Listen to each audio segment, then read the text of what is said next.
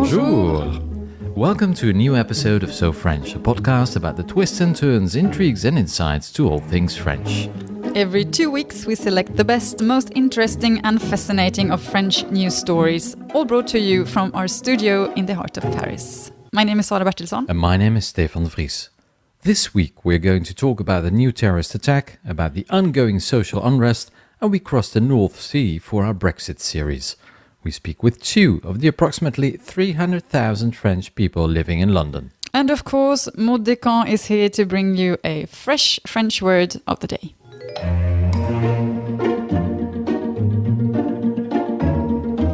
But first, a new week and unfortunately a new terror act.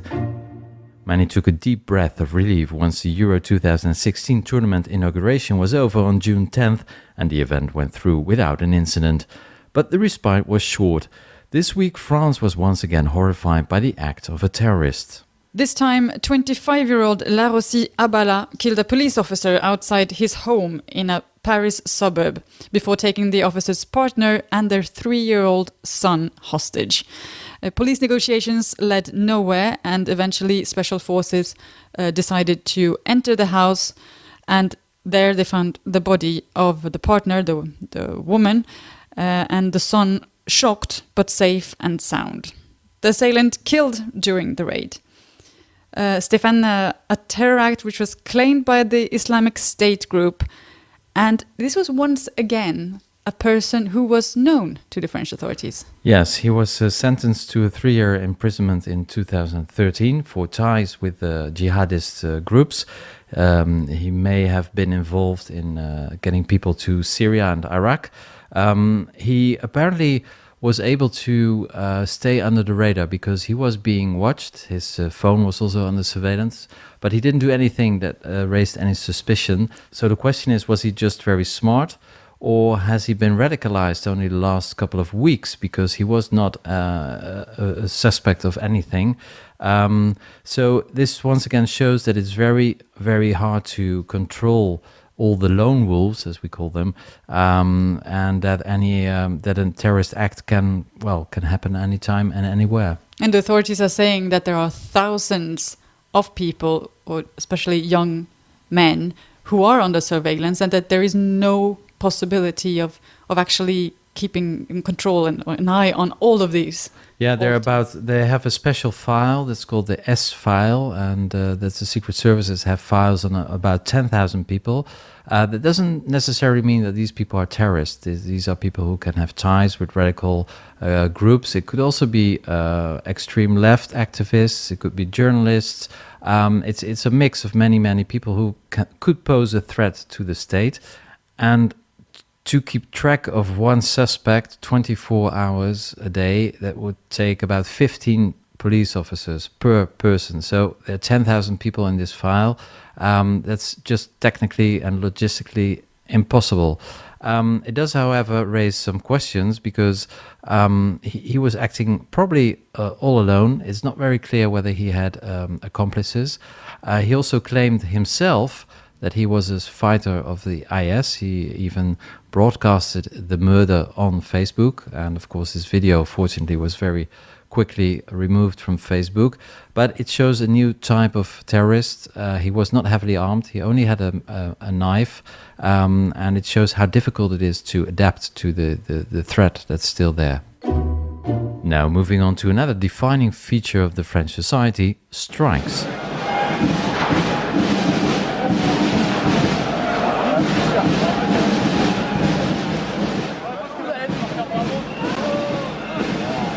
The last couple of weeks, not only football fans and protesters were filling the streets, but also rotting garbage.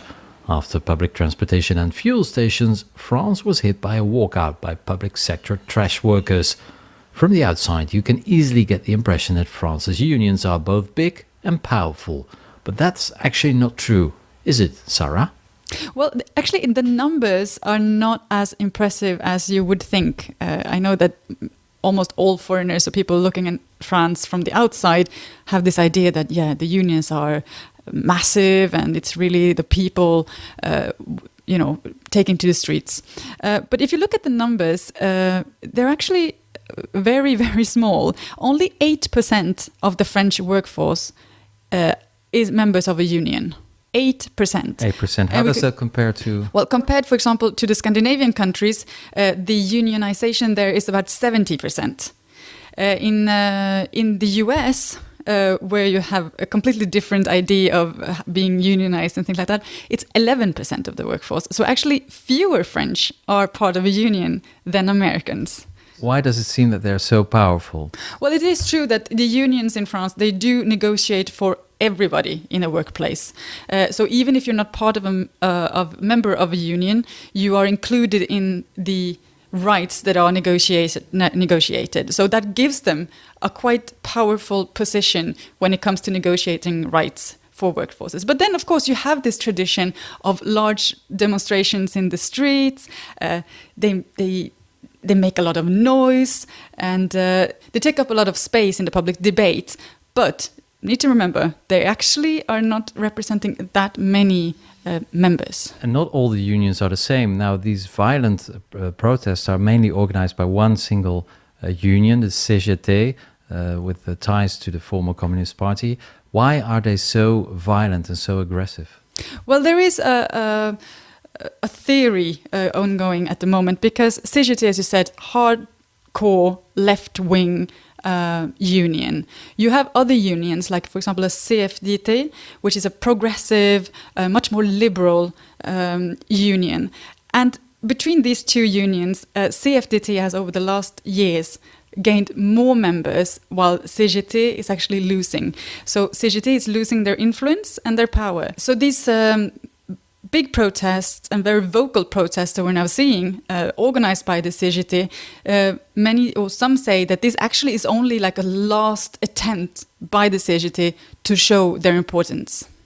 Well, the protests are not over. They have announced new strikes the next couple of weeks. It's all about, of course, the controversial labor law.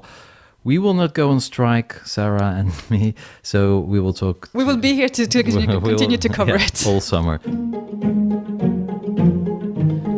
And it's time now for our So French word of the week. Maud Descamps is joining us. Bonjour, Maud. Hi, Stefan. So, what word have you picked for us this week?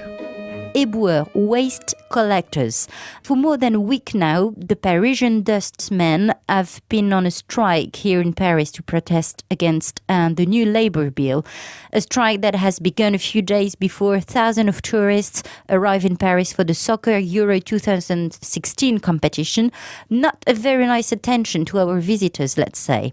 So I was curious about the appearance of the waste collectors and overall about waste management here in France. And, well, it's quite an old business.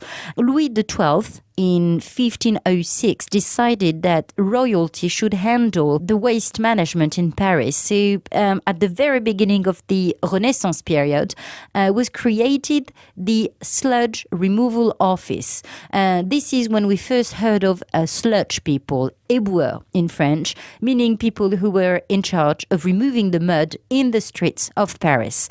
But the taxes were too high for Parisians, and the idea of Eboueur cleaning the streets of Paris was quickly dropped.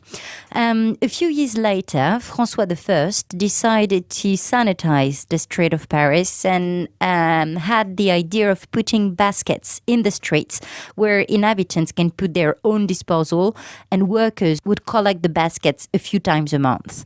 Then Louis XIV, Le Roi Soleil, passed a new law that organized the collection of waste around the capital with particular itinerary and precise timetables. It was the very beginning of the waste management. The text also specified that every householder has to clean before his door every day to prevent epidemic, which was a huge issue at the time. Then, on November 1883, a police commissioner called Mr. Poubelle passes a law to organize the collecting of trash everywhere in the capital, employing Eboueur dustmen, as we see now every day in Paris. Well, except when they're on strike. Thanks very much, Maud, et à bientôt. All the way until the referendum on June 23rd, we are broadcasting a series of reports about the UK, about its current and future relation to France and the EU. And this week, Stefan went to London to talk to two of the many French living in the British capital and who are both worried about a possible Brexit. This train is now ready to depart. Please stand clear of the closing doors. The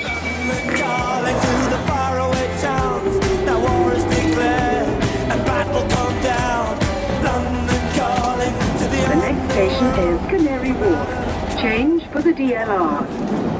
I'm walking around Canary Wharf, the business district east of the city. Amidst the shiny towers, I meet up with two Frenchmen in a local pub. Michael, who's the head of the London section of the French Socialist Party, and Philip, who works in one of the many banks here.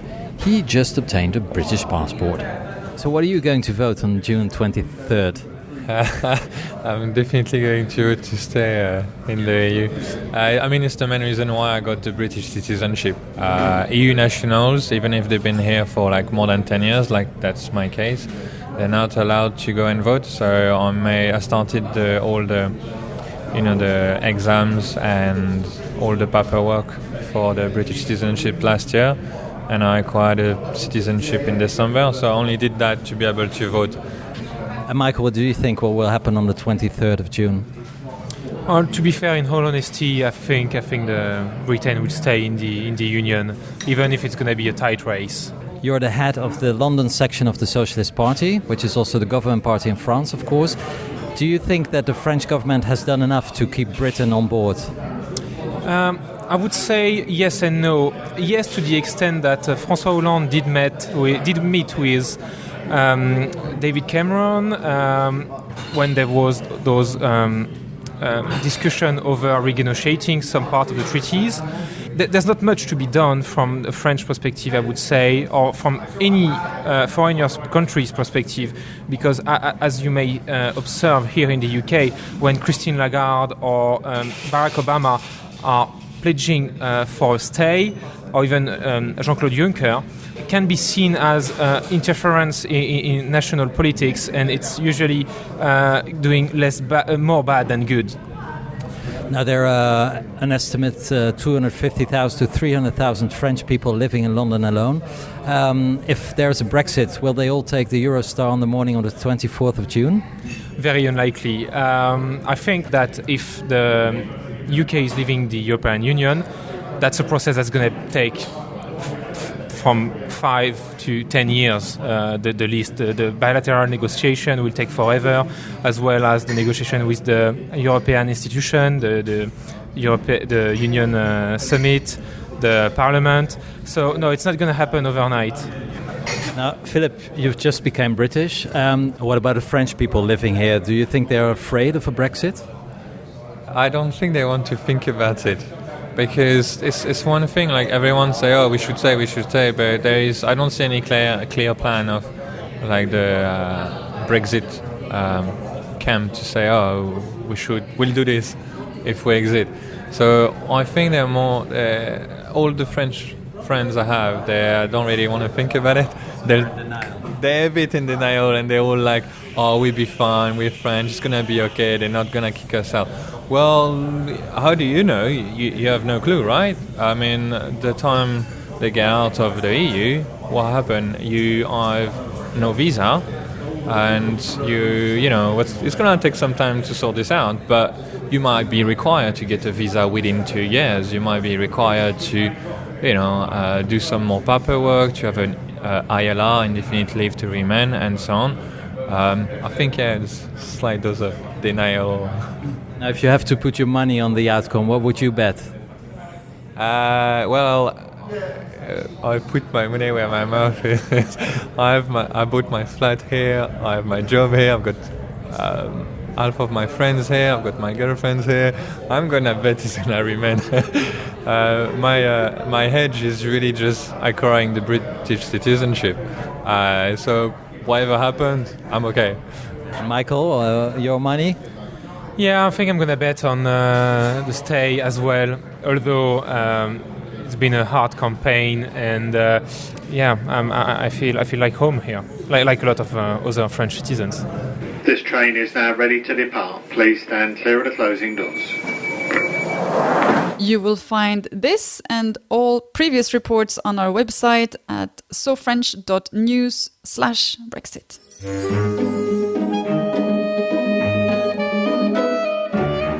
And that wraps up this episode of So French. Follow us on Twitter at SoFrenchNews. And if you have any questions or suggestions, please send us an email. Our address is sofrench@sofrench.news.